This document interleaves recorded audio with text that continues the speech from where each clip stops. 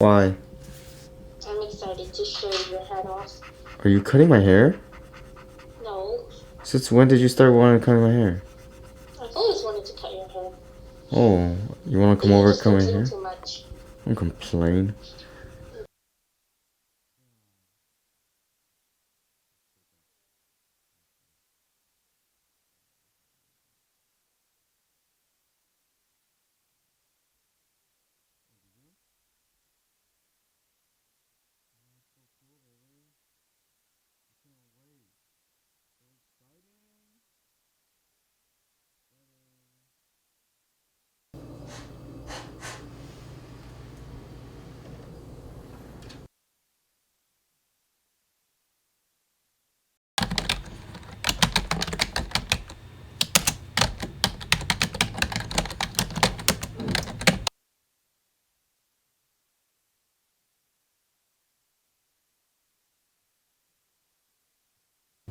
That's good. I'm doing good too. Thank you for asking. So the reason why I'm calling today is because we currently have you on board as a tax expert, and we are currently missing some of your documentation that's due this Friday for your start date of January 8th. Currently, we're missing your P10, your internet speed test, and the other. What? Oh, this is too funny. I can't keep a straight face. Don't worry, I'm gonna cut out most of it. Let me get my composure. So what was the question again? Pretty much I work 8 a.m. until 5 p.m. So I get up like 7:30 and just kind of get ready, and then from there, just turn on my laptop, sign in, make sure everything's good to go, and then I just start my day. Um, and then for me, I'm pretty flexible with my lunch, so I take it whenever I need to take it, around 12 or 1. And then once I'm done at 5 o'clock, I just log out of everything and I'm good to go. Honestly, I prefer going to the office building just because, working from home, it is easier. You do have a lot more time to do other things.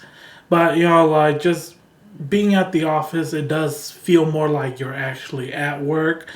You're able to meet people more, conversate with your supervisor easily, and it does kind of help with your relationship with work. It makes you feel like you're a part of your workplace.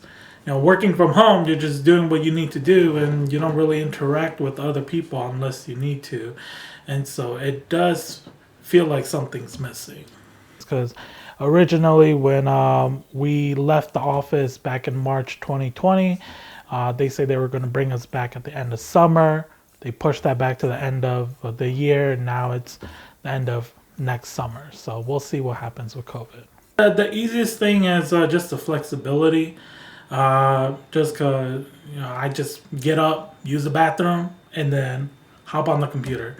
I don't have to get up in the morning, do my thing, and then get dressed, make sure I'm wearing the right attire to work, driving to work, and when I get to work, just having to make sure everything's ready by the time I start. So it's that's the easiest part about working from home. But the hardest part is just keeping in contact with everyone, trying to build relationships. Just because, like I said, uh, you don't talk to anyone unless you really need to talk to them when you're working from home. But at work, they're right next to you. So if you need a break, you just talk to the person next to you. Video games, but that's getting a little old. So I've actually started reading a little more, which I don't normally do. I have been talking to my family members a little bit more now, just because everyone's concerned about each other, and so with COVID, it did help. It did help me bring. It did help me become closer to my family, just because everyone's concerned, and it's a way to try to socialize with someone. My family, they're concerned that they may have COVID, and so No one, it's kind of hard to tell the symptoms just because the symptoms really similar to the flu. And so everyone's just kind of keeping their distance. And if they need anything, all we've been doing is just FaceTiming. Typically, I get woken up by my fiance. So this is around 8, 7. Wake up, you just get up, and then you just lay in bed, touch your phone. I guess because you're not in a rush, because there's not in-class meetings, so you're not in a rush. So you just touch your phone until class is time, and you just... If your class starts at 8, then you wake up at 7:30, and then you touch your phone until then, and then you just wake up, and then just touch your phone. But otherwise, my daily routine is usually like that. But in terms of class, I have one class at 8 on Mondays and Wednesdays. So that's kind of what I do. In terms of the other days, you just basically lay in bed. Let's say that I didn't have a class then. Otherwise, I would just, I guess, you get up, brush your teeth. Pretty simple things. This year has been so crazy where everything has switched from in-person to online. A lot of classes, at least, like probably 80-90%. So then it's been quite an experience, and I've honestly,